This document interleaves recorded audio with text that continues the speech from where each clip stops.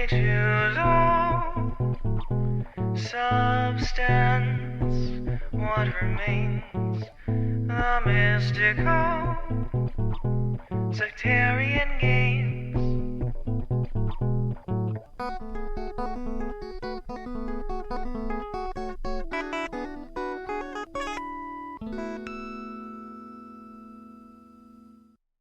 Our wonderful Heavenly Family, thank you so much for your love. Thank you so much for being so gracious to us. Thank you so much for bringing us all together to study your word, to understand your love, and not just to understand it, but to experience it and to experience you. So I want to thank you so much, Father and Mother, for sending your children. Thank you for sending them to be our intercessors and to give themselves fully for us, and that you, through them, have done the same. Thank you so much. Help us now to understand what we're going to consider, and please help me to be able to explain the truths that you have given in the clearest light possible and in the way that will show your love as clearly as possible as well. Thank you so much, Heavenly Family. In the name of the branch, he and she, amen.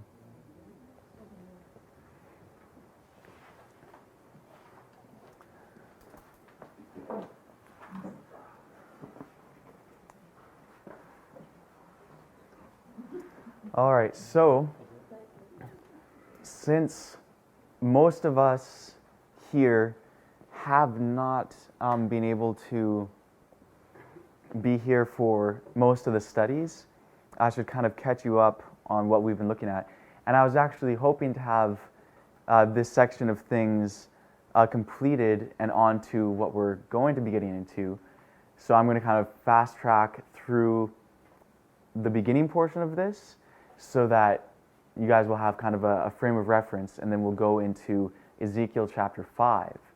And I cite everyone to especially the last section of this book here, the end of Davidian Quiescence, to kind of get a more detailed version of the first section of what we're going to go through right now.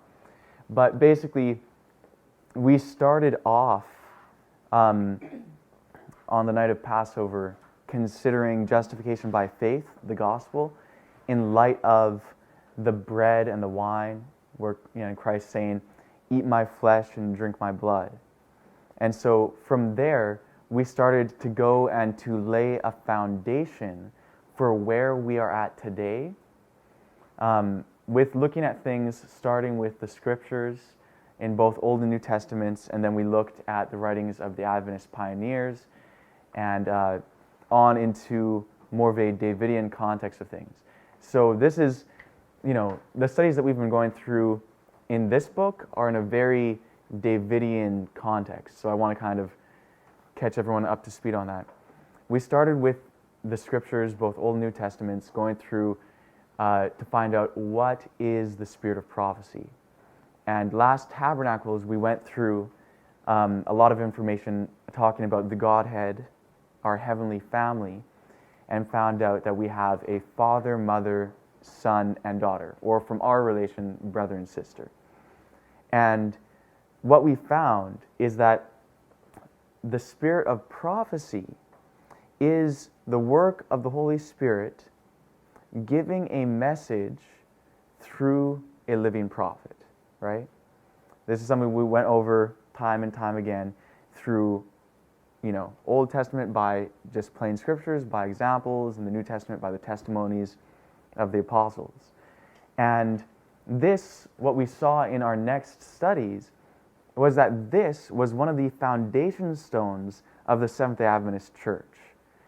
And we went through the information which is contained in the book, What is the Spirit of Prophecy?, which is on the back table, showing how all the Adventist pioneers proclaimed that very clearly. But then, in 1915, when Ellen White died, there was a change of doctrine. And that was addressed by Alonzo T. Jones in 1916 in a pamphlet that he wrote, The Spirit of Prophecy, the False and the True. and he was addressing the shift in terminology to change from saying that the spirit of prophecy is the Spirit giving a message through a living prophet to the spirit of prophecy being the volumes of the writings of Ellen White. And so he also addressed that one of the detrimental effects of that shift of doctrine is that when a new prophet comes, they would either have to say that these writings are not the spirit of prophecy and go back to their old teaching, or they would just reject the prophet altogether. And that is what we believe has taken place, unfortunately. But we saw that this foundation has not been entirely lost sight of. Nearly, but not quite. And so we moved from there to the first section in this book, called The End of Davidian Quiescence. The first section is What is the Living Spirit of Prophecy? And it's going through Victor Houghton's writings on this same issue. And the reason why we're doing that is because the vast majority of Davidians today proclaim that Victor Houghton was the last prophet and that there is no more truth and no more prophets until the establishment of the kingdom. So we went through and we saw what Victor Houghton said concerning that to see if that foundation carries on in the Davidian message. And we saw it does. And then we went and addressed every occurrence of the word last in Victor Houghton's writings to try and get a grip of if he ever claimed to be the last prophet or to have the last truth or last message. And we saw clearly that no, he did not, and he pointed forward to something more. So just so you know, we've been looking at things from starting from the scriptures, going into an Adventist context, and then moving from there into a Davidian context. And that's where we kind of are at now. The last section of things, this booklet is in 3 sections. The last section is about the judgment for the living at the end of 430 years. And that's where we've been at here. And we're kind of halfway through this. And we're not going to be able to go through it in as much detail, at least during this feast, as we had originally planned. But Teresa and I will be here for a while after, so we'll be able to thresh out anything that needs to be threshed with anyone interested. So, what we were looking at is how the Adventist movement, from the beginning, their message was about the cleansing of the sanctuary, which at first there was a misunderstanding of the date and also misunderstanding of the event. But what we term it today is the investigative judgment, and in particular for the dead. The Rod message came announcing that the judgment was soon to pass from the cases of the dead to that of the living, and that when this takes place, it will affect not only the records in the books in heaven, but also the people here on earth. And one prophecy that Victor Houghton referred to as pointing out the time in which this investigative judgment for the living would commence is the prophecy of Ezekiel 4. And one of the reasons for that is that in Revelation chapter 4, we have the beginning of the investigative judgment in heaven. And this, if there's questions on that, we can go through it in more detail later. We won't have time to do that right now. But he pointed out that during that judgment, there are these living creatures, and they have these 4 faces. And it's a very unique and kind of strange symbol. But what he pointed out is that in Ezekiel chapter 1, you have a throne upon which Yahweh sits come down to the earth, bearing those same 4 faces on the cherubim. And he was pointing out that just as those 4 faces, as it applied in heaven, was in the context of the investigative judgment for the dead, when it extends to earth, it is to bring judgment upon the living. So this is Ezekiel chapter 1, is where we first see that. And then Ezekiel receives the message from the one sitting on the throne in chapters 2 and 3, and then he is told to portray a city upon a tile. And that city was Jerusalem, and he was to set up battering rams and all these things to besiege the city in a miniature. And then he was told to lay on his left side for 390 days, lay on his right side for 360 or for 40 days. And he was to bear the iniquity of the houses of Israel and Judah. And so, as this took place, he was supposed to eat grain that was cooked on dung which comes out of a man. But Ezekiel said, "Oh, I've never been, defiled. I've never eaten an unclean thing in my life." So the Lord said, "Okay, use dung which cometh out of a cow." And so that's what he used to portray this symbolism. And he was told, "I have given you each day for a year, and thus shall the children of Israel eat their defiled bread among the heathen." Now, at the end of that, something takes place, and that's what we are fixing to look at. There is a defilement that Ezekiel goes through by eating this food which is prepared in an unclean way. And at the end of this, he needs a cleansing. So in Ezekiel 5, he shaves his head, he shaves his beard, and he's told to do very specific things, which we're going to get into. But what that shows, let me just ask, does anyone know what it means in the Old Testament, and particularly in the Torah, when someone is to shave all their head, all the hair off their head? What is that of? Stephen? I feel like the kid in school. Oh, me! Yeah, exactly. It's a Nazirite vow. There's a Nazirite vow, and also from the cleansing of leprosy, there is this shaving, right? And what it represents, and we'll look at the scriptures when we get there. The end of the Nazirite vow or the beginning? Coming out. The end of the Nazirite vow. Well, actually, it can include the period of the. It can include a period. That's correct. Because you state a stipulation of time, right?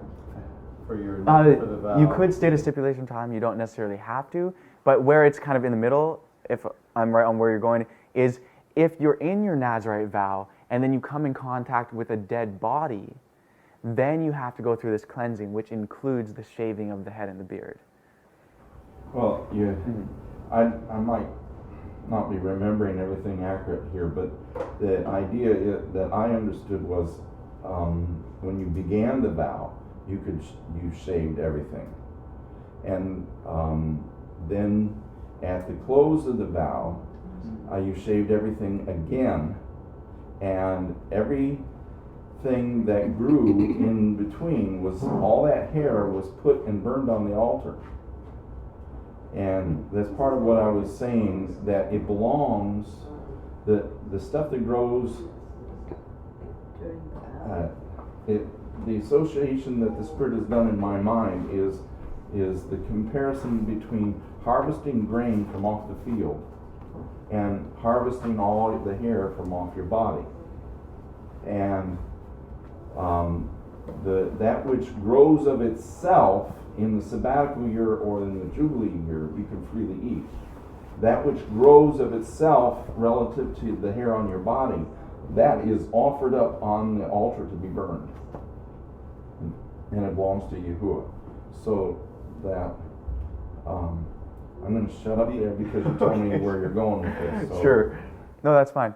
But basically, as far as what's stated in the scriptures concerning that, is that the basic symbol, whether it's the Nazirite vow or whether it's in the issue of leprosy, it's a cleansing which takes place. And so this is what takes place at the end of those 430 years. It says, when the days of the siege are fulfilled, take a razor and cause it to pass across your head and shave off your beard and everything. And then he's to take and divide the hair and do very specific things, which we'll get to hopefully soon once we go through a few of these preliminary things. So, but that is to understand that what Hodeff said about this cleansing, this judgment for the living, takes place at the end of the 430 years. So we can see that that's scriptural, because that's when Ezekiel was to do this cleansing. Now, Hodeff, when he talked about this 430 years, it was mostly at the beginning of his ministry. And he talked about it later as well. But he talked about this 430 years, and he showed how, historically speaking, that is a prophecy which never came to pass. Certain scholars liken it unto the Babylonian captivity, or to some other captivity of Israel, but there was no 430-year captivity or 390-year captivity. These things did not meet fulfillment historically. And so what he was showing is that Ezekiel, in that prophecy, was a symbol of the children of Israel. And he was to lay their iniquity upon his side, and then on the other side. For first the house of Israel, then the house of Judah. And he was showing that the only time in which this 430-year besieging of the leadership took place was during the Protestant Reformation. And so if anyone's unfamiliar with this or needs to go and study it more in regards to that, I encourage everyone to read Victor Houghton's writings on the subject.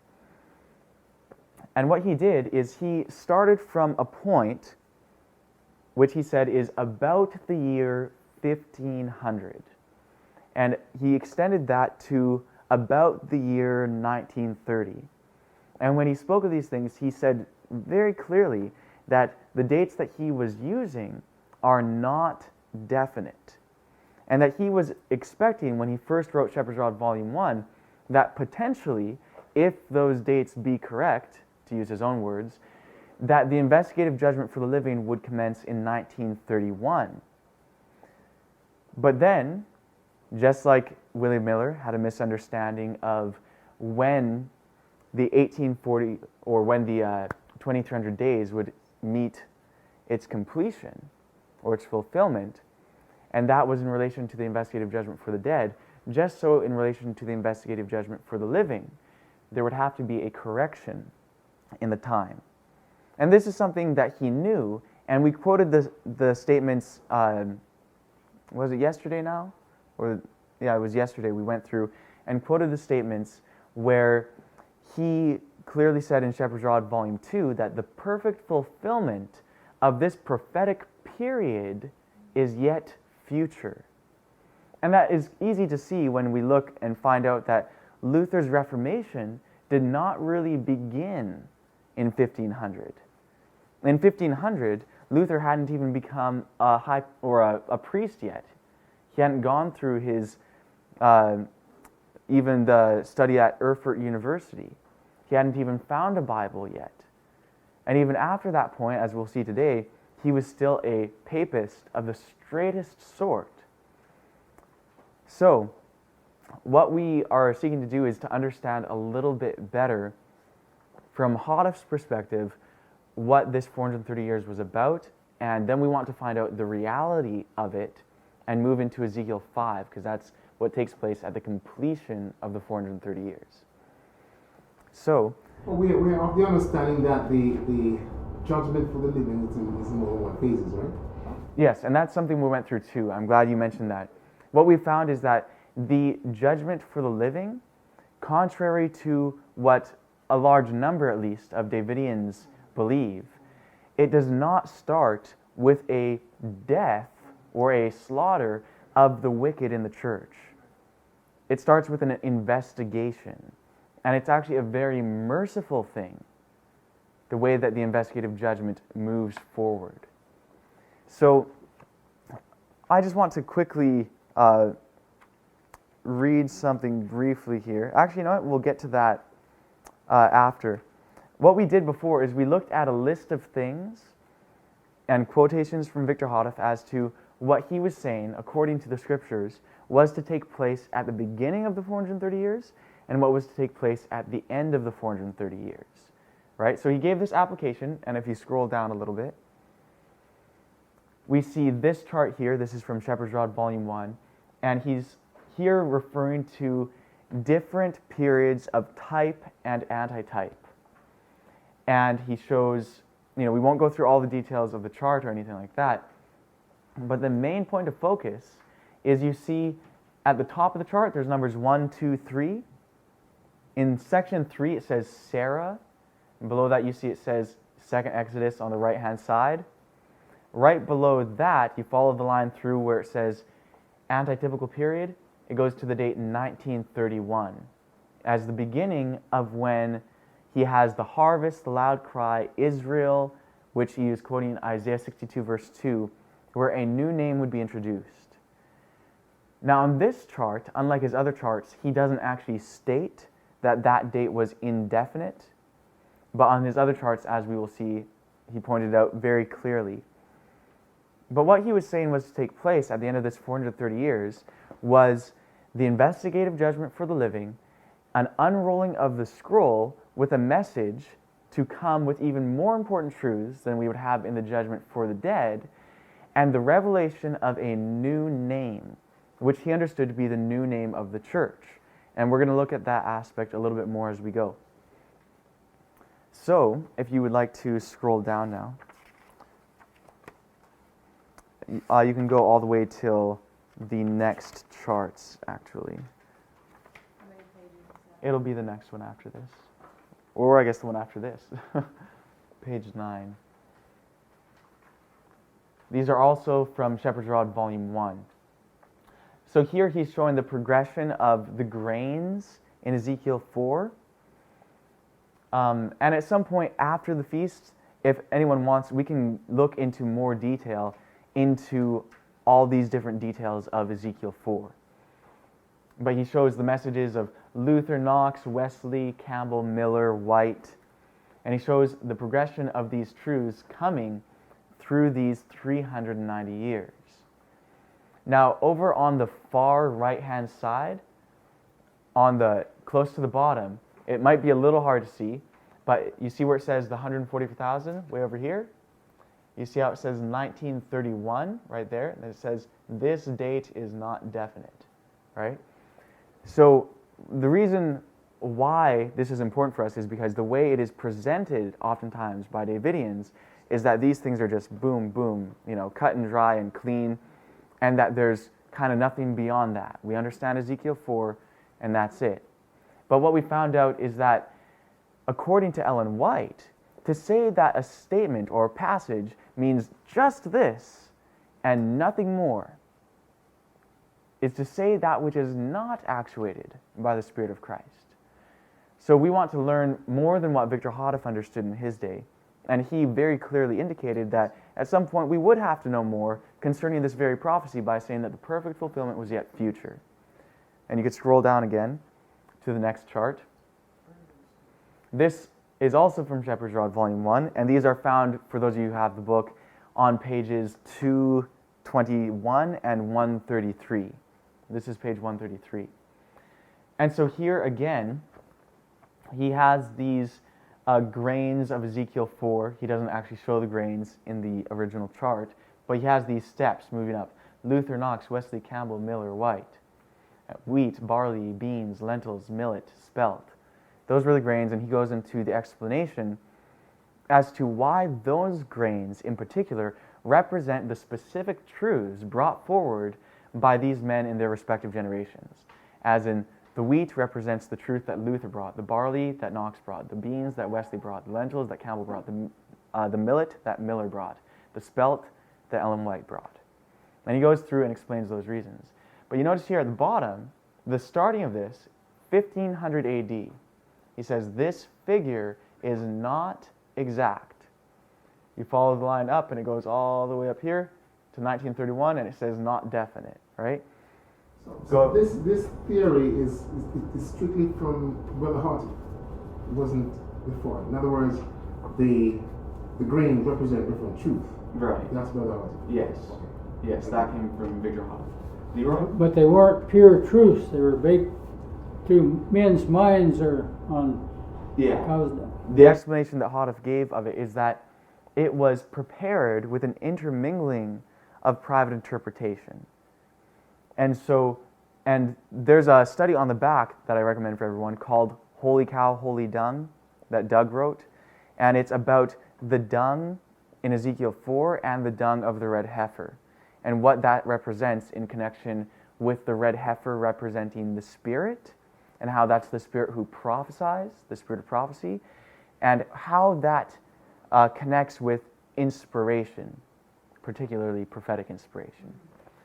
Now, so what we see here is in all these times where there's this discussion of the 430 years, it is said to be indefinite. Right away, that should, for us, leave us open to learning something more about this that Victor Hodeff did not understand. and that he understood that he did not understand. So we're going to be kind of looking at this some more later. Actually, you can scroll down now to the next page. Later, he was asked a question concerning this 1931 date. And it was basically asking, just for sake of time, we're going to try and go through this quickly, basically asking, are you teaching that the investigative judgment for the living begun in 1931? Because he was saying that the end of Ezekiel 34 starts the investigative judgment for the living, and 1931 is the end of the Ezekiel 4 prophecy, although that's not definite. And we also saw him say that it may extend even after 1931. So we have all the statements, it's in the book. So here he was asked the question, and if you scroll down some more, you can see he gives an answer. He says, the date 1931 and the statement in question have no reference to the investigative judgment. The S-Rod, or Shepherd's Rod message, sets no date, either exact or approximate, for the closing of the judgment of the dead and for the beginning of the judgment of the living. The time of these events is not to be known until the one is past and the other begun.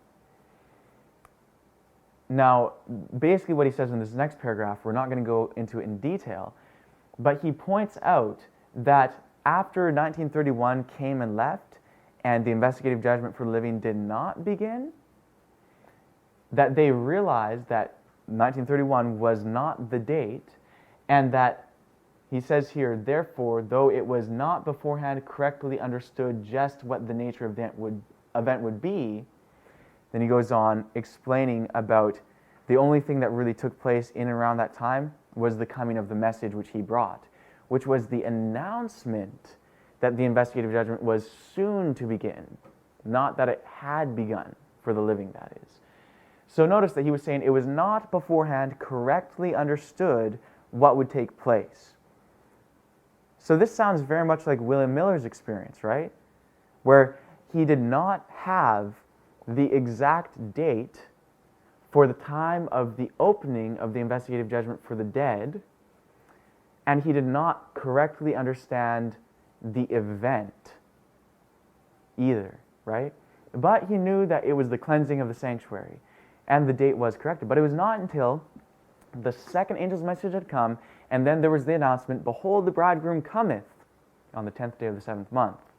That's when the correction of the time was given. We've understood from Ellen White and from Victor Hoddeth that the three angels' messages will bear their repetition. And at first, the first angel's message is about the announcement of the investigative judgment opening, then the first angel's message as it relates to the judgment for living must be announcing the opening of that judgment, the investigative judgment for the living.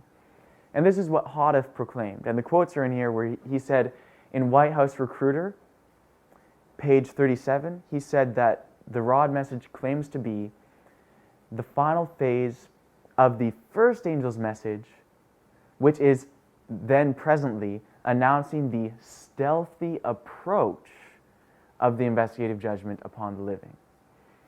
All right, so we want to move on. You can scroll down some more.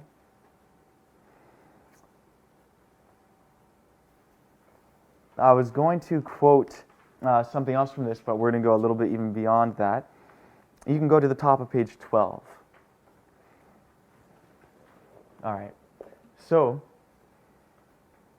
we're skipping through things. Some of the things that we skipped over is summarizing some of the things that were to take place at the end of the 430 years, but I already kind of mentioned that as far as a revelation of the new name, the investigative judgment for the living, and an unrolling of the scroll.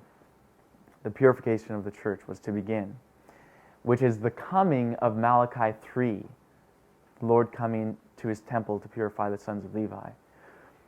Now, the question that was asked is that since, some may say, that since Hoddeth did not correctly understand the time or the event 100%, because he was thinking that there was a possibility at least that soon after this investigative phase happens, that it would be a very short investigation and that the slaying would take place right away. That's all in here as well.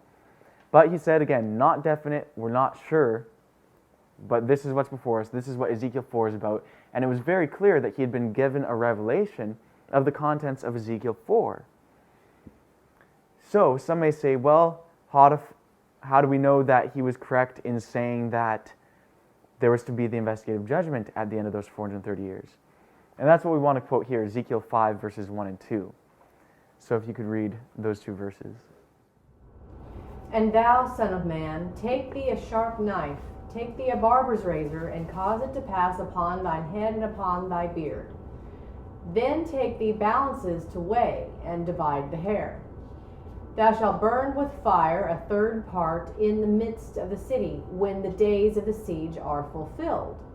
And thou shalt take a third part, and smite about it with a knife. And a third part thou shalt scatter in the wind, and I will draw out a sword after them. All right, so we see that after these 430 years came to pass, he was told to shave his head, and when the days of the siege are fulfilled, the 430 years, he was to take or burn a third part of his hair in the midst of the city being the miniature city that he had made. Some translations kind of give an indication of him drawing it on a tile, and others is more like he's making a miniature of the city because he sets up battle rams around it and basically portrays a siege taking place. Now, so at the end of this, he was to take his hair, shave his head, and to burn a third part in the midst of the city, and then do the following actions which take place in Ezekiel chapter 5. So this, as we see how this represents cleansing, and of course, we won't quote them right now for sake of time, but Leviticus 14, verses 8 and 9, talks about the cleansing of a leper and how he was to shave all the hair from off of his head as part of this cleansing. And Numbers 6, verses 9 and 18, is the cleansing which takes place for a Nazirite who comes in contact with the dead during his vow. So it's all about cleansing. And Ezekiel, since in this context was doing these things as a symbol, himself being in that symbolism a representative of Israel, then we can clearly see that this is the cleansing of the church, the cleansing of Israel, so to speak. And also in Isaiah chapter 7, I believe verse 22, and we'll get to that as we go on, it likens the judgment coming upon the northern kingdom of Israel and upon the nation of Syria, the judgment upon them by the Assyrian, as the Assyrian taking a razor and shaving off these people, Israel and Syria. So Assyria does this action of shaving, and it was representing a judgment. So it's used for cleansing and judgment, right? So it's the investigative judgment for the living. Now, from here we can actually scroll down a little bit further. There is a list that we have here. Go up a little bit more, yeah. This is kind of summarizing some of the things that we've seen so far from the raw literature on this subject. What we've seen from Hoddif's writings is that the dates 1500, 1929, 1930, and 1931 are all stated to be not definite, not exact, etc. That the 430 years starts at the time of Luther's Reformation, and he gave his strong reasons as to why that's the case. At the close of the 430 years, the new name is revealed, the scroll is to take another turn, and the judgment for the living in its investigative phase begins. And also that the judgment for living did not begin in 1931 or in any of the other previously mentioned years. And we go through, in this book, it goes through how Hoddif, till the end of his life, clearly stated that the investigative judgment for living was yet future, and that they were still in the investigative judgment for the dead in his day. And at this, he also said that when it begins with an investigation, and a new message will be given right there for Davidians, that should set off, flags saying, wait a second, something's going on here. There's supposed to be, before this slaughter takes place, the slaying of the wicked, before that event, there is to be an investigative judgment for the living beginning and a new message letting us know what it's about.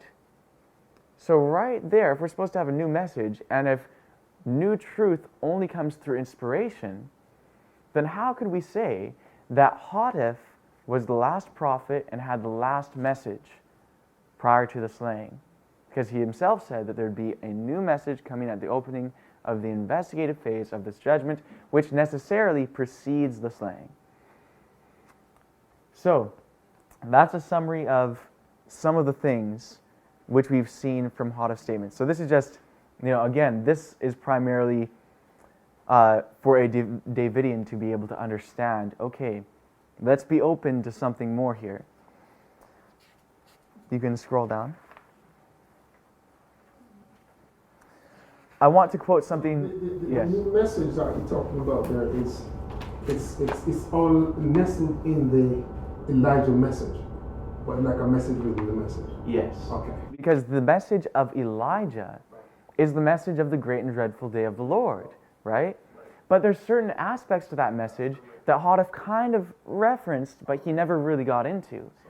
And one of these statements is actually what we're about to read. It's on page 14.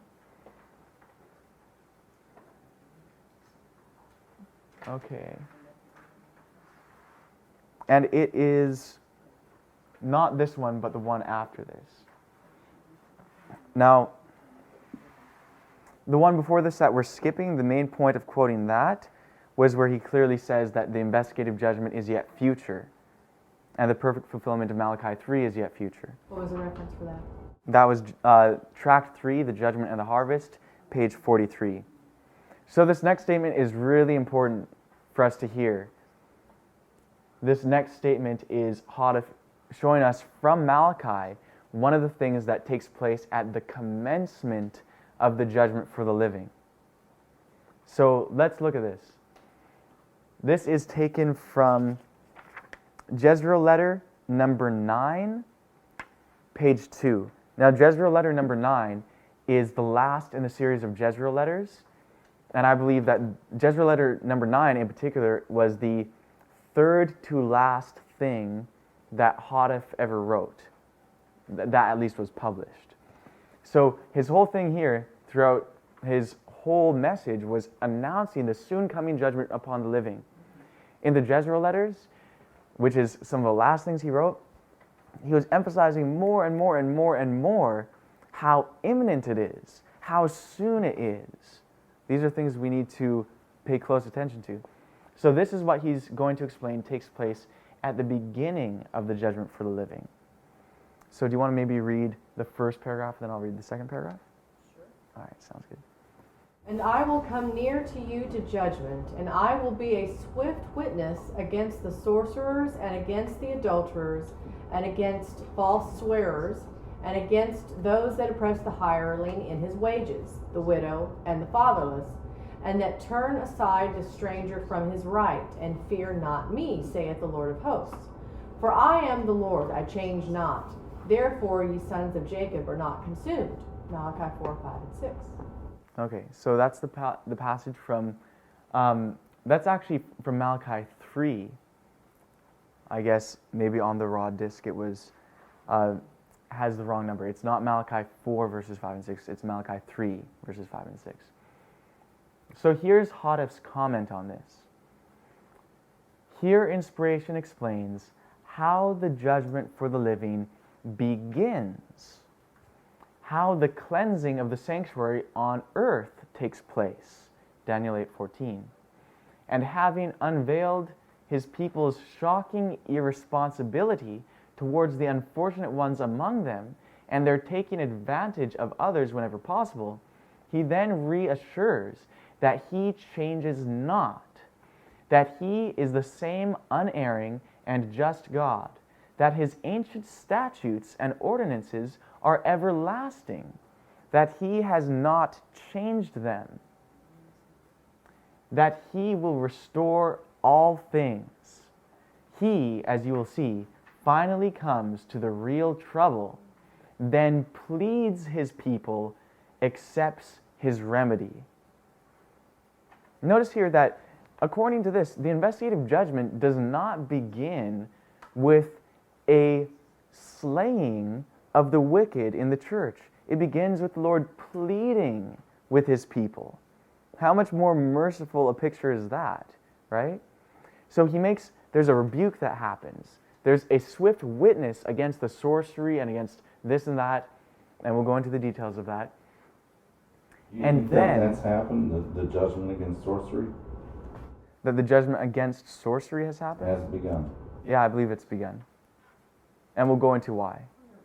Okay, because one of the things I understand about sorcery is pharmacopoeia. Right. There's more to sorcery than just the aspect of the healthcare aspect, right? Although that's part of it. And the way Hodder taught the investigative judgment for the dead and the reviewing of the history is that the 7 seals reveal that judgment, right? And I'm just stating this for a principle, that he talks about how each seal opens, but the events of that seal don't cease once the next seal begins. It continues on. That's the same thing with the investigative judgment for the living. The judgment continues on. The rebuke continues on and broadens in scale and in application. But these things have very definite fulfillments which continue and broaden as time goes on. But what we want to primarily look at here, and we want to keep this as a mental note, is that the way that the investigative judgment for living begins, and we can look at Malachi 3 more later, we won't have time right now, to show how that indeed is the investigative judgment for the living, and how those verses, Malachi 3, verses 5 and 6, really truly do describe what takes place at the beginning of the investigative judgment for the living. So there's a swift witness against sorcery and against he who oppresses the hireling in his wages and against all these different things. So we're going to get into that. But notice that, let's just contrast with some of the things that we're taught. In Adventism, we're not even taught about the judgment for living. In Davidia, we're taught that, yeah, the judgment for living is coming, but it begins with a slaughter. Well, according to this, it begins with a message that's a swift witness against the outstanding sins among us. And then there is a reassurance that the ancient statutes and ordinances are not done away with, that they have not changed, that all things are to be restored. And then, well, he basically just says that the Lord pleads with his people, right? So what we're going to end up seeing as we go into Ezekiel 5 is that it is a sad picture of the condition of the church. A very sad picture, and not just the church in a general sense, but in a specific sense. And not just the Adventist church, but this includes Davidia, it includes Branch Davidia. And when we get into Ezekiel 16, which may not be till after the feast, we see that Branch Davidians have even done worse than Davidians and Adventists, and Davidians have done worse than Adventists, and Adventists have done worse than the Sunday churches. We're held accountable for what we are held accountable for what we know. And even with that knowledge, we end up taking it, and by not allowing it to work its converting influence upon us, we end up worse than the others. Those very ones who we look down upon. The Adventists are saying, oh, those filthy Sunday keepers. Then the Davidians are saying, oh, those Adventists, they're so far behind in truth and we're so advanced and whatever, right? Then branches thinking, oh, those Davidians, they're just a dead tree, And all the different things that these movements may say negatively about the others may be true to a large degree, but it's just as true, plus additional things for themselves, So we're going to see it's a sad story. It is a sad story, but it's not without hope. But anyways, we want to try and wrap this part up real quick and get into Ezekiel 5. Let's see here where we're going to go next. Following this, I'll just mention this, pages 15 and 16 of this book go through statements from Hodef clearly throughout his ministry, showing that the judgment for the living was yet future. We won't be reading that at that time, but I'll reference you all to it.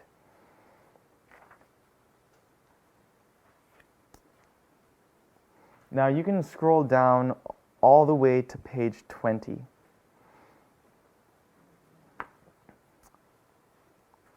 On page 19, we won't go through it now, but there's another summary list of things which are to take place at the end of the 430 years. It includes, actually, since you have it here, it includes the commencement of the judgment for living, a new message announcing that the judgment for living has begun, a revelation of the new name, the unrolling of the scroll, the marking of the 140,000, and the Lord coming suddenly to his temple to purify the sons of Levi, and being a swift witness against the sorcerers, etc. So that's Malachi 3. So you can scroll down to the next page, and this is a little bit of history. We're not going to go through the whole thing, but it's here before us. So we're saying here a new message. Yes. Relatively to our time as it is to be announcing. When that message comes, it's an indication that the judgment of the message of the living has begun. Has begun.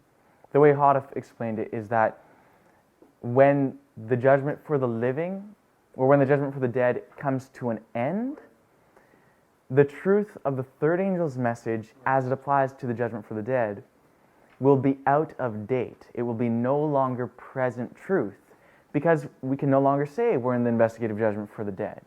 That is Malachi 3. Malachi 3, the way Ellen White applies it, she applies it to the judgment for the dead and to the judgment for living. Hodef showed that the more perfect application is to the judgment for the living. Yeah. Yeah, because how can you refine the tribe of Levi if they're all dead? Yeah, exactly. So, and it'd be a swift witness against the wicked as well. You know, so it applies more fully to the living. Now, this next section is just to kind of pinpoint something when it comes to these 430 years. Because the way that Hodef talked about it, he says that around the year 1500, and he put 1500 as the date that he used, as the commencement of the 430 years of Ezekiel 4. When we look at the history, and this is something that initially Ben Roden put together, a lot of the history, along with statements from Ellen White, that what he did, he looked at these history books, and then he had the statements from Ellen White, which commented on those events which took place throughout that history. And so we're not going to look at this, but in detail at least, but what we see is that Luther was definitely still a papist of the straightest sort until even after nailing the 95 Theses on the church door. That he was, at that point, he had no thought of leaving the Roman Church. He thought that that was God's ordained channel, that was the place. And when we're done this list, there's one statement that's in this file from Ellen White describing to us what a Reformation is. And what she says is that it is a change in ideas, theories, habits, and practices, right?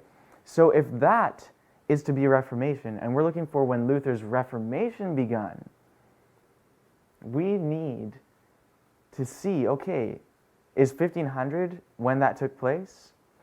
These things were very significant events, right? This is all leading us up to the now, right? Because all these things, if Luther never went forward and did his Reformation, and if none of these things took place, we would be in a drastically different world. None of us would be here right now, really, talking about this. We probably wouldn't know each other, It'd be a very different world. These are very significant events which have taken place. Catholic world. Yeah, a Catholic world, there you go, right? If there was no Reformation ever, we'd be still in the Dark Ages in more ways than we are right now. I'll put it like that. I'd be a nun. I'd be a nun. You'd be a nun, there you go. And we're going to see something with another nun here. You have something to say? There's a little theory. Mm-hmm. Yeah. Well, I'm sure you have a good way to tell someone about when Luther got married. Right. We'll get to that right now, actually. Because this is what we see. 1501 is when Luther entered Erfurt University. And sometime after that, one day while he was there, is when he discovered the Latin Bible. Okay? So this is the closest thing of what Hodif was talking about that could have been a significant event. But see, this isn't the event which caused him to be reforming from Catholicism. This is actually the event which got him to enter into becoming a priest. Now, of course, he did this in a sincere desire to follow the truth, but it was not a reformation, you know? So we're gonna skip most of these, but if you go down to 1907, oh, sorry, not 1907, go up. 1507 is what I meant, 1907. And these little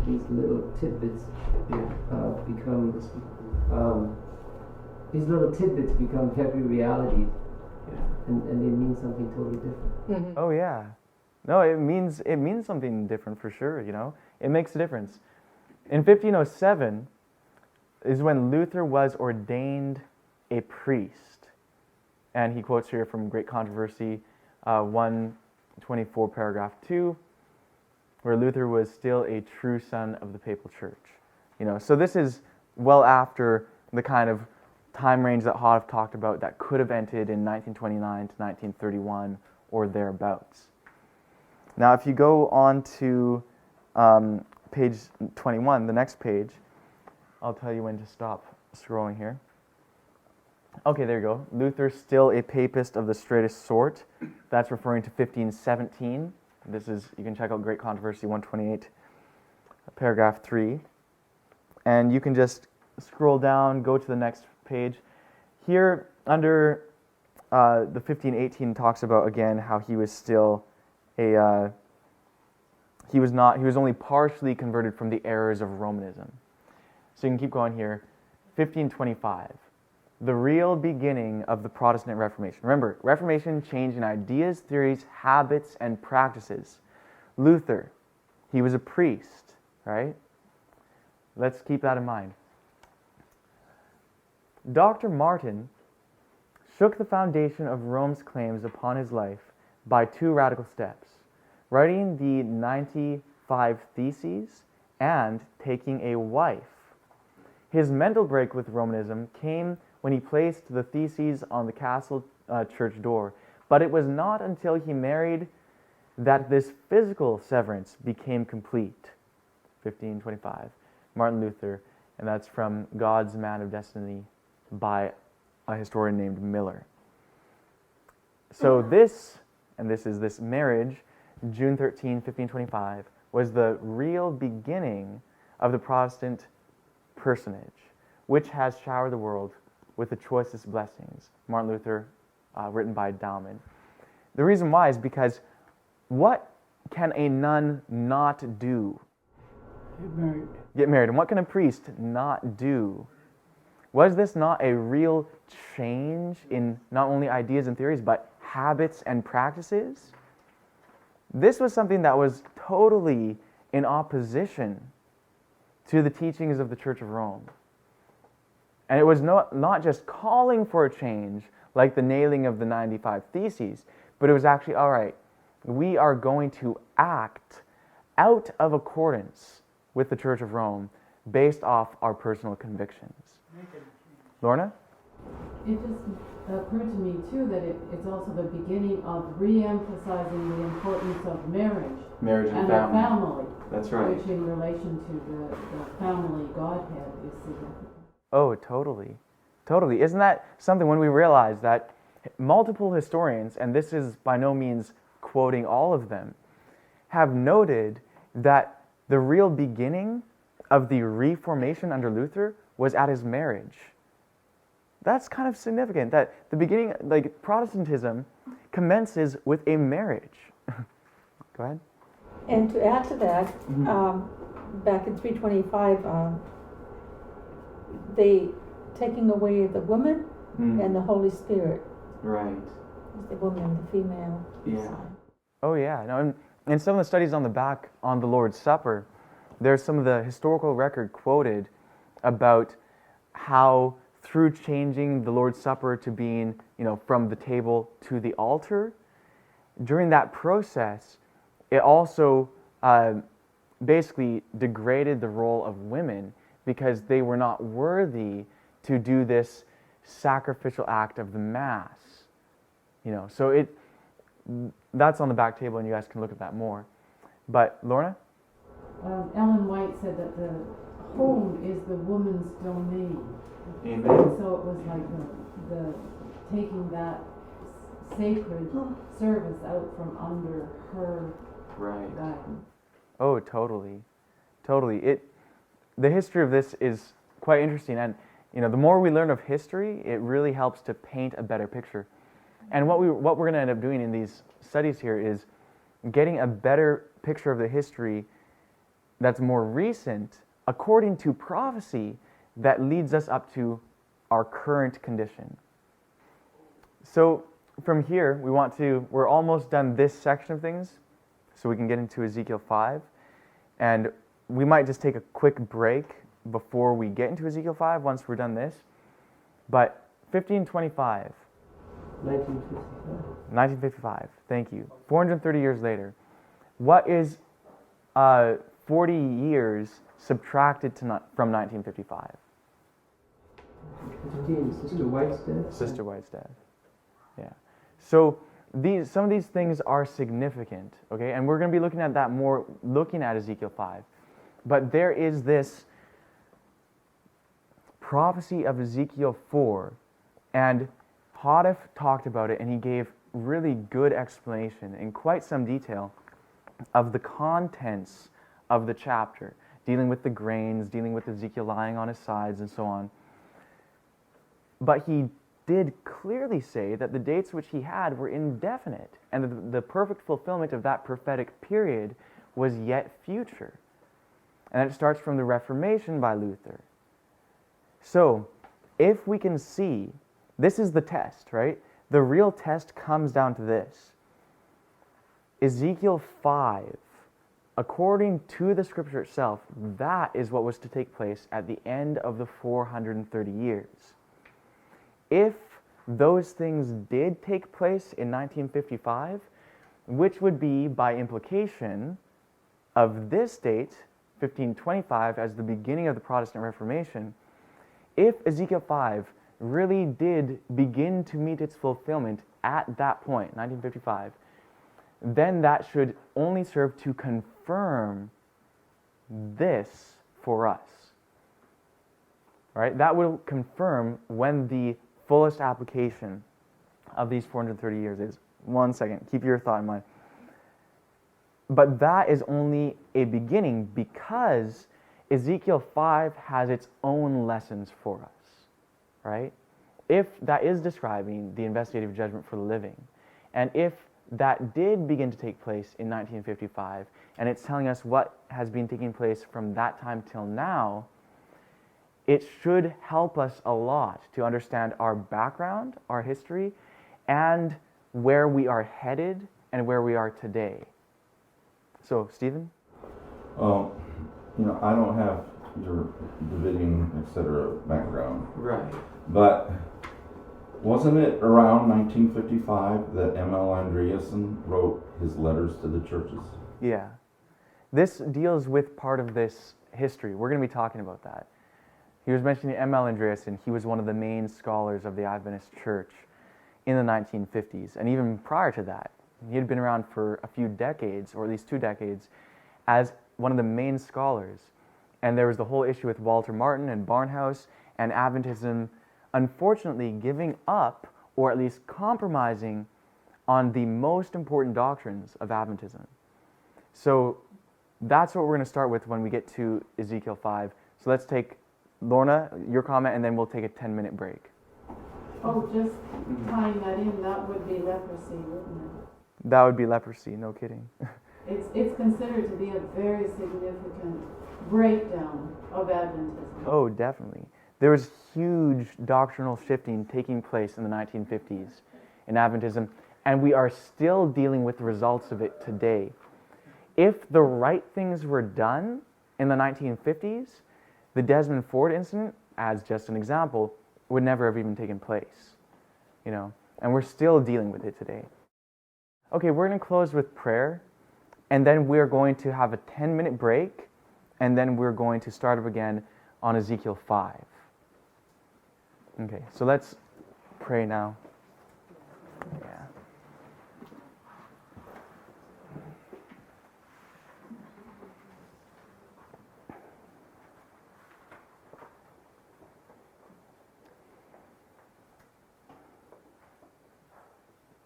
Heavenly family, once again we want to thank you. I personally want to thank you that we're here together and that we are studying these things. I want to thank you for bringing each person here and the fellowship that we all have together. I want to thank you for everything that you have been doing for us and that you are doing for us now.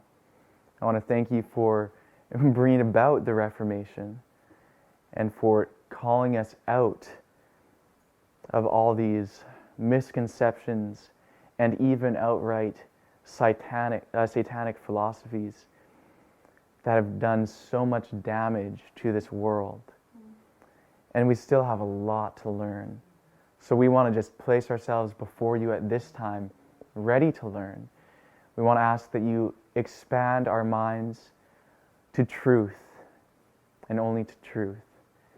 And so please help us to understand these things, and as we go into Ezekiel 5, give us a clear picture of what it is speaking of. Heavenly family, we thank you so much for your life and your love and your grace. In the name of the branch, he and she, amen.